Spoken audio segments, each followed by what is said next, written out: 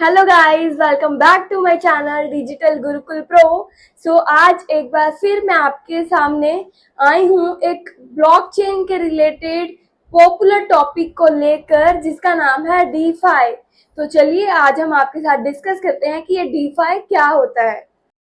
तो DeFi combination है two words का, डिसेंट्रलाइज्ड एंड फाइनेंस। डिसेंट्रलाइज्ड का डी और फाइनेंस का फाई मिलकर बनाते हैं डीफाई। पर मैं अब आपको डिसेंट्रलाइज्ड का मतलब आज नहीं बताऊंगी, क्योंकि आप इतनी सारी ब्लॉकचेन रिलेटेड वीडियोस देखकर बहुत समझदार हो चुके हैं और आपको पता चल चुका है कि डिसेंट्रलाइज्ड का मतलब क्या है। और फाइनेंस मीन्स जो भी चीजें हमारी फाइनेंस के अंडर आती हैं, अब वो सारी चीजें डिसेंट्रलाइज्ड होंगी। अब हम थोड़ा सा इसको ब्रीफली समझते हैं कि हमारे फाइनेंसिस में मोस्टली कौन कौन सी चीजें इंक्लूडेड है। तो फाइनेंसिस में आती हैं बोरोइंग, लेंडिंग, सेविंग्स, ऐसे बहुत सारे फाइनेंसिस जो कि हम डेली लाइफ में यूज भी कर रहे हैं।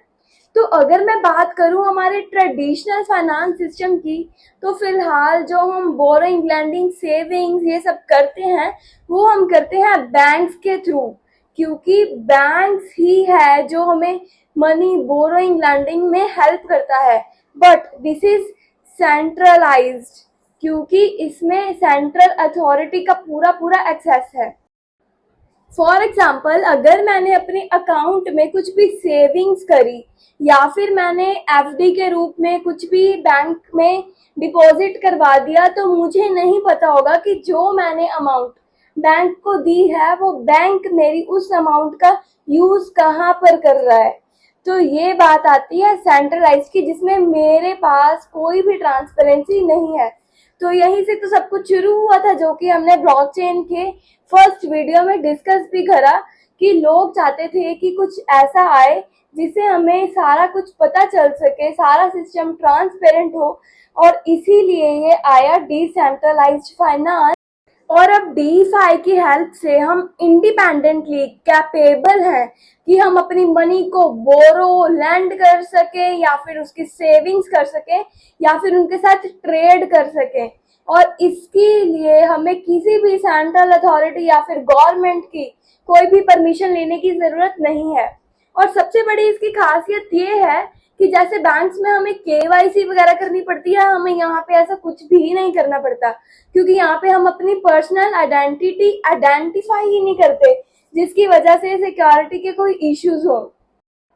और इसका एक जो सबसे बड़ा फायदा है यूजर्स को, वो है इसकी कॉस्ट, क्योंकि ये सेंट्रलाइज्ड नहीं है और इसीलिए किसी एक स्पेसिफिक कंपनी का इस पर राइट नहीं है। ये डिसेंट्रलाइज्ड है, इसलिए इसकी जो ट्रांजैक्शन फीस होगी वो बहुत ही ज्यादा कम होगी। अब यहाँ पे ये चीज समझने वाली है, अगर कोई सेंट्रल अथॉरिटी या फिर कोई एक स्पेसिफिक कंपनी इसको बनाएगी, तो वो चाहेगी कि इसकी ट्रांजैक्शन फीस बहुत ज्यादा हो, ताकि वो चार्जेस मुझे मिलते रहे और मेरी कंपनी ग्रो करे। अब तो ये पॉइंट ही नहीं रहा, वो तो सारी की सारी डिसेंट्रलाइज है, किसी एक कंपनी के पास वो पैसा जाएगा ही नहीं। तो इसलिए इसकी ट्रांजैक्शन फीस बिल्कुल ही मिनिमल होती है as compare to central exchanges या फिर सेंट्रल फाइनेंसिंग। इसीलिए लोग अब स्विच कर रहे हैं सेंट्रल एक्सचेंजेस की जगह डेक्स पर। डेक्स मींस डिसेंट्रलाइज्ड एक्सचेंजेस पर, ताकि उन्हें ट्रांजैक्शन फीस बहुत ही ज्यादा कम देनी पड़े। और मैं आप सबकी एक और कंफ्यूजन क्लियर करना चाहती हूँ। लोग कंफ्यूज हो जाते हैं इन 3 टर्म्स में, डैप्स में, डेक्स में और डीफाई में। तो ये क्लियर करनी बहुत जरूरी है कि सारे के सारे डैप्स डीफाई में नहीं आते, क्योंकि सारे के सारे डैप्स फाइनेंसिस के रिलेटेड नहीं होंगे।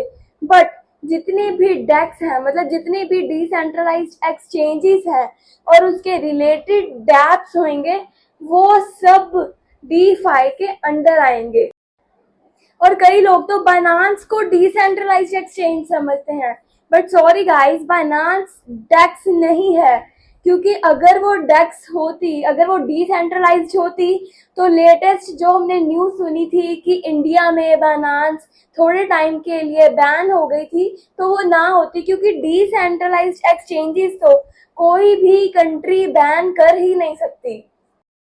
तो गाइस बाइनांस और कॉइनबेस जैसी एक्सचेंजेस सेंट्रल एक्सचेंजेस हैं।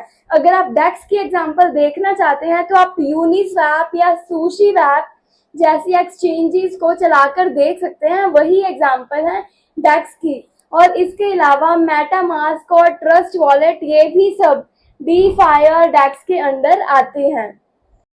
अगर ये वीडियो आपको अच्छी लगी तो जल्दी से वीडियो को लाइक कर दीजिए and to follow more do subscribe the channel. तब तक के लिए बाय।